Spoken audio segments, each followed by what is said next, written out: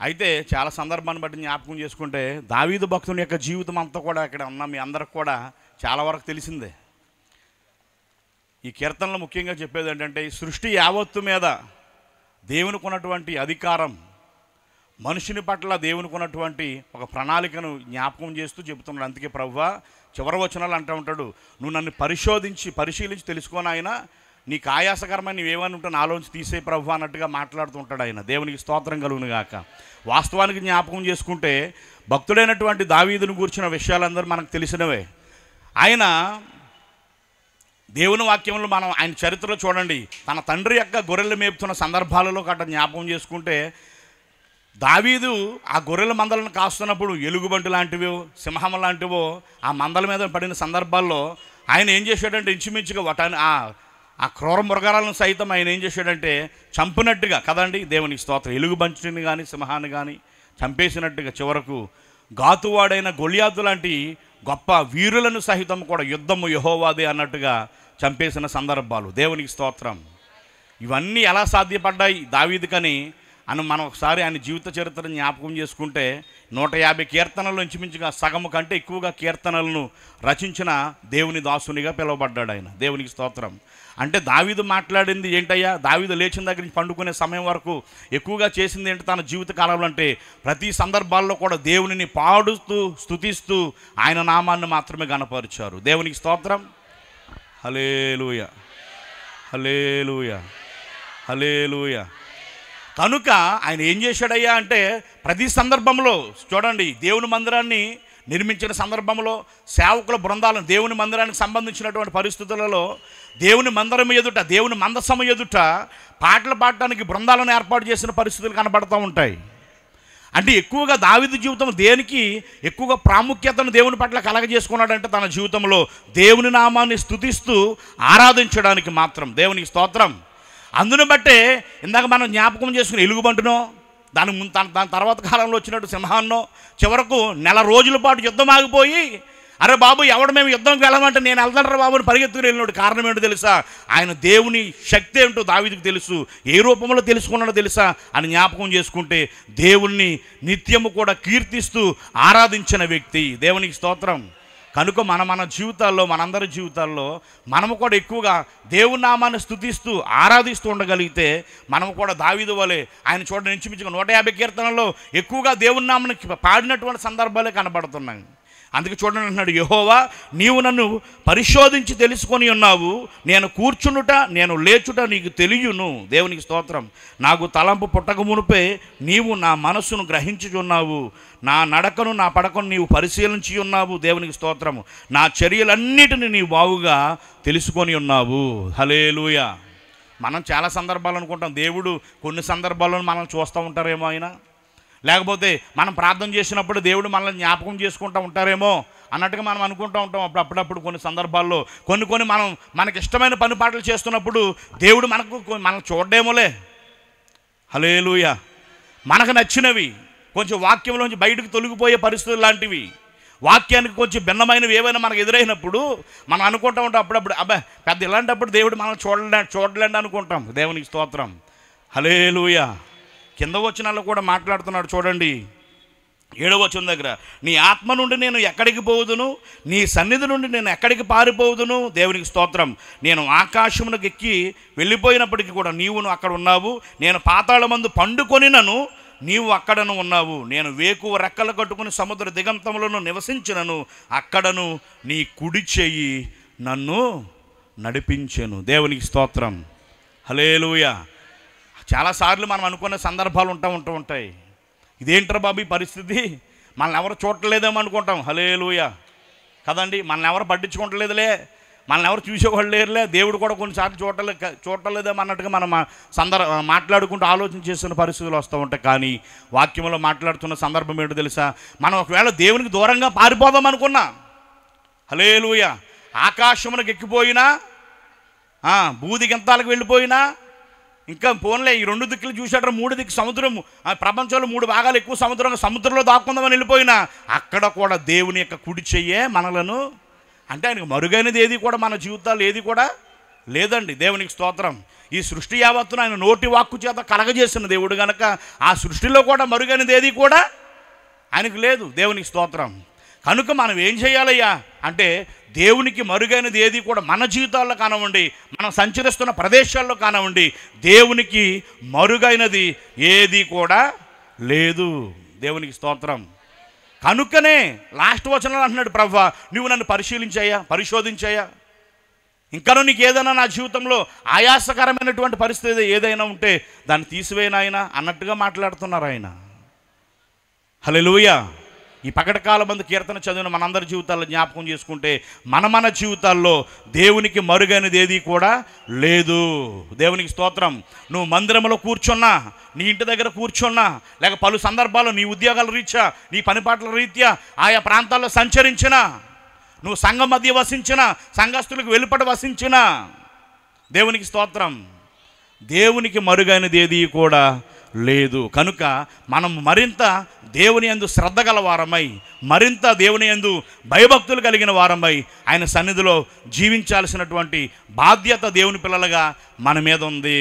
దేవునికి స్తోత్రం కలుగునుగాక. హల్లెలూయా, హల్లెలూయా.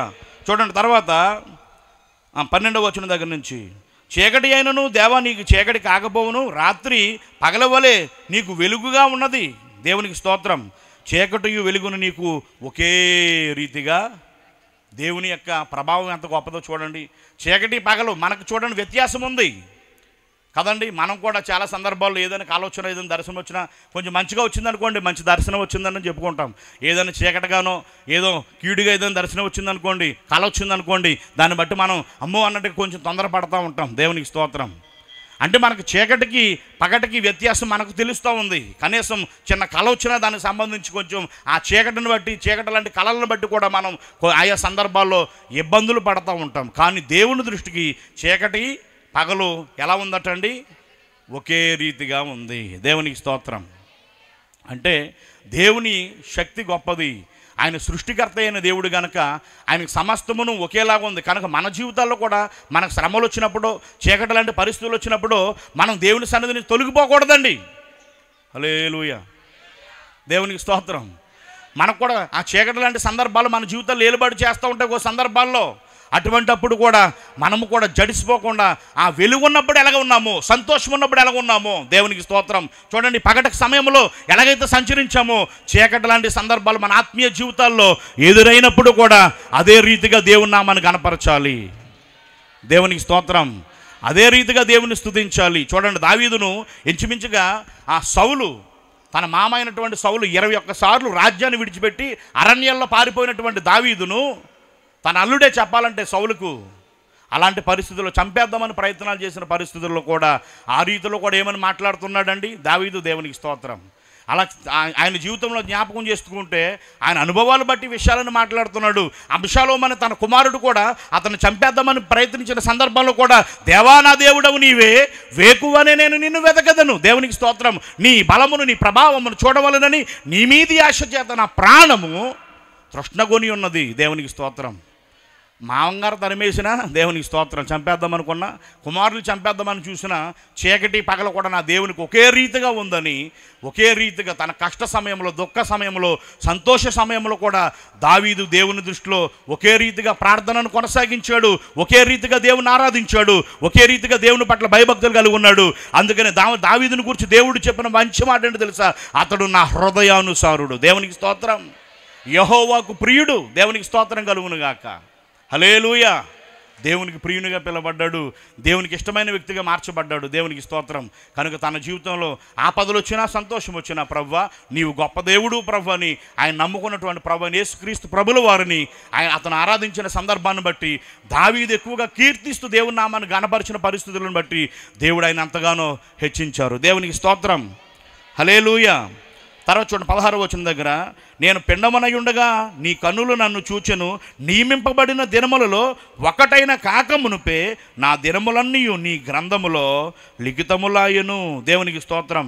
దేవా నీ తలంపులు నాకెంత ప్రియమైనవి, వాటి మొత్తమెంత గొప్పవి. దేవునికి స్తోత్రం. హల్లెలూయా, హల్లెలూయా.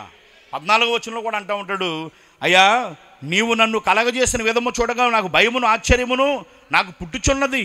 అంటే దావీదు దేవుడు చేస్తున్న ప్రతి కార్యములను బట్టి ఎల్లప్పుడూ కూడా దేవుని నామాన్ని స్తుతిస్తూ భయపడుతూ, హల్లెలూయా హల్లెలూయా, దావీదు పట్ల దేవుడు చేస్తున్న మేలులు బట్టి, దావీదు పట్ల దేవుడు చేసిన కార్యాలు బట్టి ప్రతినిత్యము భయపడుతూ దేవునికి లోబడుతూ జీవిస్తూ ఉన్న సందర్భం ఉంది. దేవునికి స్తోత్రం. మనం కూడా మన అనుదిన జీవితాల్లోనండి ఈ 2024 సంవత్సరంలో ఈ ఇంచుమించు ఫిబ్రవరి నెలలో ఈ రోజు వరకు దేవుడు మనల్ని కాపాడుతూ ఆయన అనేకమైన గొప్ప కార్యముల చేత మనలను, మన కుటుంబాలను ఆయన పెంచి పోషిస్తున్న దేవుడు. దేవునికి స్తోత్రం. అనేకములైన గొప్ప కార్యముల చేత నేటి వరకు ఆయన మనల్ని నడిపించారు ఆయన. దేవునికి స్తోత్రం. కనుక మనం కూడా దావీదు వల్ల మనం ఏం చేయాలంటే ఆయన యందు భయభక్తులు కలిగి జీవించాలి. దేవునికి స్తోత్రం.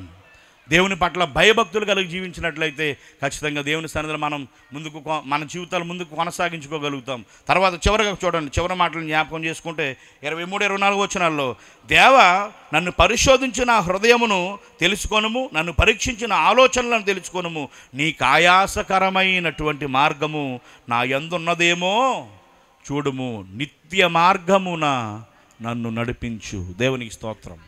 దేవా నాలో ఇంకా హల్లెలూయా హల్లెలూయా హల్లెలూయా. మనందరికీ తెలుసండి ఈయన రోజుకి ఎన్నిసార్లు ప్రార్థన చేసేవారటండి? ఎన్నిసార్లు ప్రార్థన చేశారండి ఈయన అండి? 3-4 సార్లు.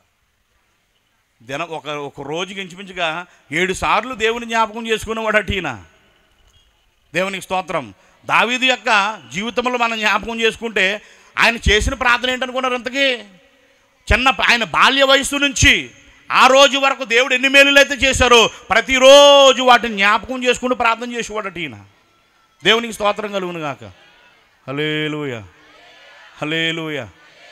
మనమైతే ఏం చేద్దామంటే ఆ పూట ఏదైనా దేవుడు మేలు చేస్తే ఆ పూటే ప్రార్థన చేద్దాం. రెండో పూట కది మరలా అంటాం, మీరేమనుకోండి, మీరు అందరూ మంచోళ్ళు, నేను అనుకుంటాం ప్రభు ఏం చేసామని ఆయన. దేవునికి స్తోత్రం.